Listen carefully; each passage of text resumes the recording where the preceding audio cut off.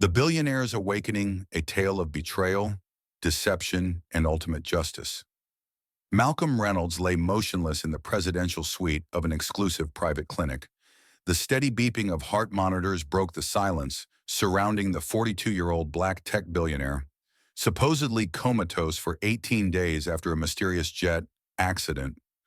A red scar across his left temple marked the tragedy that nearly claimed his life. But appearances deceive. Behind closed eyelids, Malcolm was fully conscious, had been since the third day.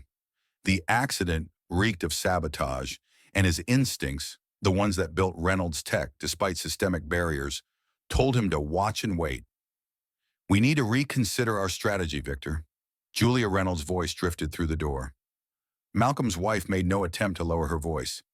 "The board is restless. Investors are nervous."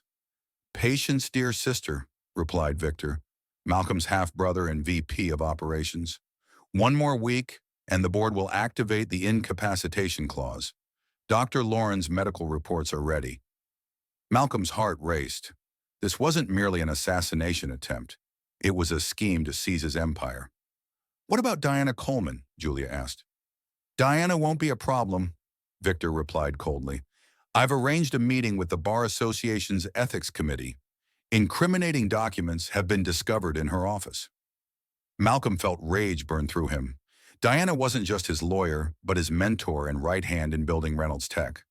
One of few black lawyers in the corporate world who stood by him through everything. The door opened softly. New footsteps entered. Light, rhythmic. "Good morning, Mr. Reynolds," a clear voice said without false sweetness. "I'm Maya, your new night nurse."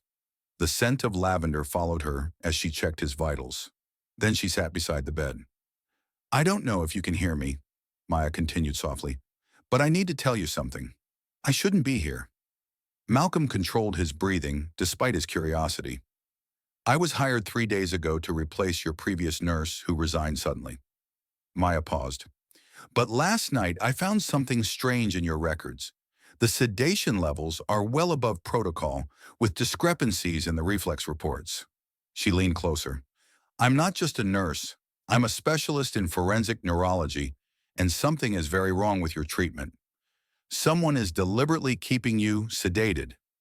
Malcolm's heart skipped, too slight for monitors to detect. "I promise I'll find out why and help you wake up, even if it means risking everything." She adjusted his IV. "I'm reducing your sedation gradually. No one will notice, but within days you should show signs of consciousness." The door swung open. Maya stepped away professionally. "Just checking vital signs, doctor." "Lauren," she said, her tone transformed. "Thanks, nurse. I'll take it from here," a male voice replied. When the door closed, Malcolm felt hopeful. He had an unexpected ally. What Maya didn't suspect was that he was already conscious, and a plan was forming that would turn betrayal into his most powerful weapon. On the third night after meeting Maya, Malcolm risked communication by twitching his index finger twice when she asked if he could hear her. Maya froze. "You're conscious?" Another movement. "Yes." "We need a code," she whispered, checking the door. "1 movement for yes, 2 for no. Blink once if you agree." A blink. That night, they developed a communication system. Maya brought letter cards and Malcolm spelled words letter by letter, slow but each word a victory. "They sabotaged my plane," he spelled. "Who?" Maya asked, incredulous. "Julia and Victor. My wife and brother." "Why?"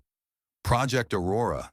Project Aurora, Reynolds Tech's revolutionary renewable energy system to reduce electricity costs in low-income communities. Malcolm had kept details from the board, sharing only with trusted associates. During days, Maya observed, Victor visited frequently with Dr. Lauren, reviewing records and asking calculated questions. Julia rarely appeared, never touching Malcolm, eyes cataloging valuables as if planning what to sell.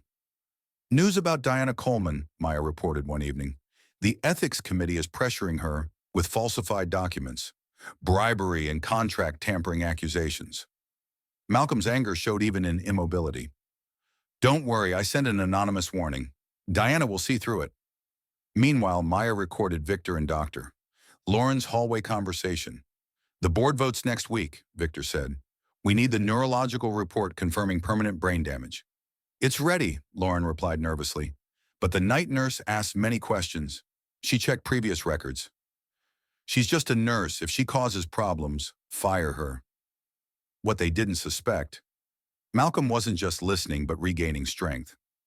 Under Maya's guidance, he exercised when alone, flexing muscles, moving fingers, preparing. On the sixth night, Maya brought a visitor. Mr. Reynolds, I'm Dr. Chun, forensic neurology specialist, said the stern-looking woman, examining Malcolm discreetly.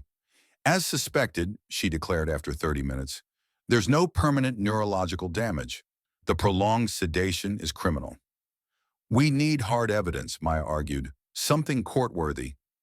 I have an idea, Dr. Chun replied, opening her briefcase, but it's risky and needs Mr. Reynolds' full cooperation. The next morning, Victor entered the Reynolds Tech boardroom triumphantly. The board assembled, ready to vote on transferring power. Ladies and gentlemen, he announced, distributing documents, my brother has suffered irreversible brain damage. Dr. Lauren recommends decisive action to stabilize leadership. Elizabeth Okafor, the only black board member and Malcolm's friend, examined documents suspiciously. This seems too convenient. Malcolm was perfectly healthy before the accident. Tragedies happen, Julia replied sweetly. No one is more devastated than I. Elizabeth noticed Julia wasn't wearing her wedding ring. We all admire what Malcolm built, Victor continued, his honeyed voice masking ambition.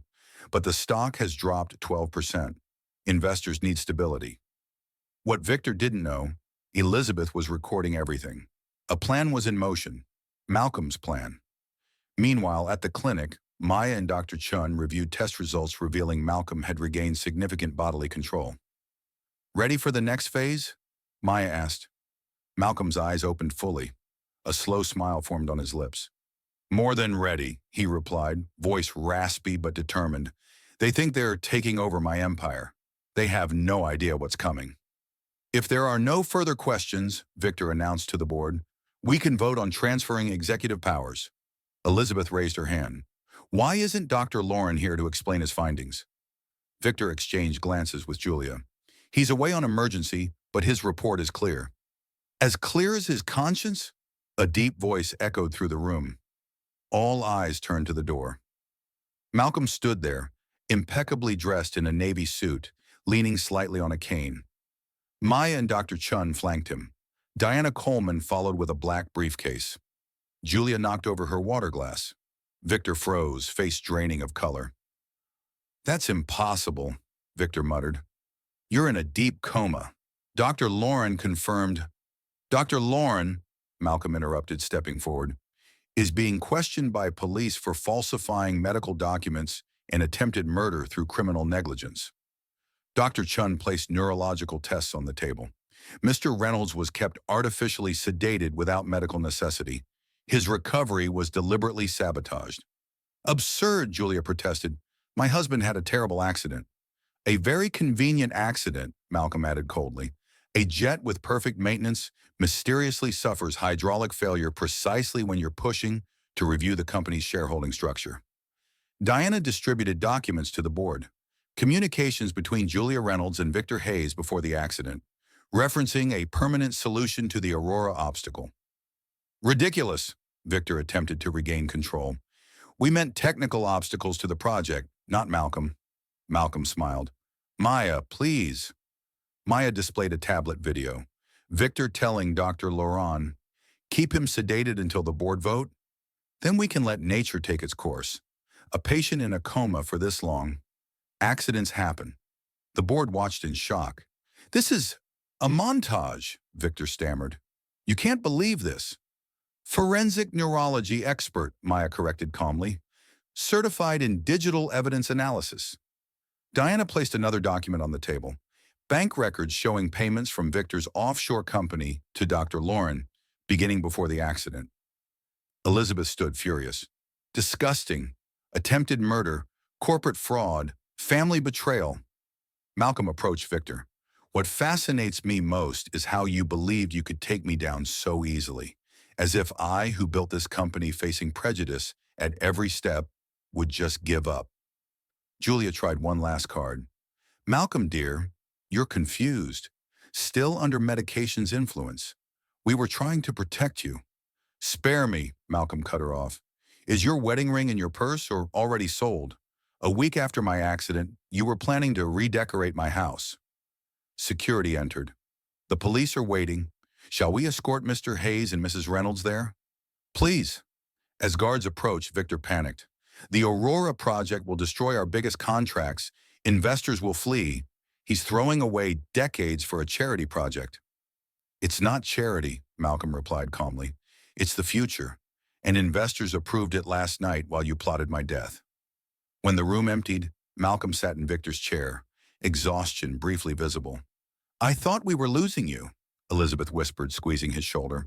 I would have been lost, Malcolm replied, looking at Maya, if not for someone who refused to be an accomplice to injustice. 6 months later, Reynolds Tech was transformed, physically with Aurora Project solar panels on the roof, and fundamentally in purpose. Malcolm watched the city from his redesigned office as newspapers reported the sentences. Victor, 15 years for attempted murder and fraud. Julia, 8 years after a plea bargain. Dr. Lauren awaiting trial after losing his medical license. You need to see this, said Maya, entering with a tablet showing children in an underserved neighborhood school, using lights powered by the Aurora system. The first pilot works perfectly. A 78% reduction in energy bills. Malcolm smiled. What about investors? Still nervous about our social turnaround. Nervous? The stock is up 42% since announcing the national rollout. Doing good can be profitable. Elizabeth and Diana, now Chief Legal Officer, entered. The Reynolds Ellis Foundation for Ethics in Healthcare is established, Elizabeth announced. Malcolm noticed Maya's surprise at hearing her name linked to his. You saved my life, he explained simply. Your name deserves to be there. I still can't believe you allocated 30% of Aurora profits to reform hospital ethics, Maya said. Each participating hospital implements safety systems for vulnerable patients, Diana added. Password-protected cameras in critical care, double-checking medications, independent ombudsman. By the way, Elizabeth interrupted, Victor called from prison. He wants to negotiate, claiming other executives in traditional energy were involved in sabotaging Aurora. Malcolm wasn't surprised. Victor lacks the intelligence to orchestrate everything himself. Want me to arrange a visit? Asked Diana. No, Malcolm replied. Leave him there. Truth emerges in its own time. Later, Malcolm and Maya walked through the company's new research center, where diverse young scientists worked on advanced Aurora prototypes. What impresses me most is the culture change, Maya commented. Half these researchers would never have had a chance in traditional corporations. Malcolm nodded. When you're helpless like I was, you realize who really cares. That experience taught me to judge people by character, not appearance or credentials. You could have just moved on after reclaiming your company, Maya observed. Why change everything? Malcolm paused. Because I discovered something in that hospital room. Power without purpose is empty. Victor and Julia had everything. Money, status, influence. Yet wanted more, to the point of attempted murder. And me? I built a technology empire. Broke barriers as a black man in a hostile corporate world. But for what? It took nearly dying to understand true success isn't just what we achieve, but what we build for others. They stopped at a new glass plaque in the lobby bearing Maya's words from those hospital nights.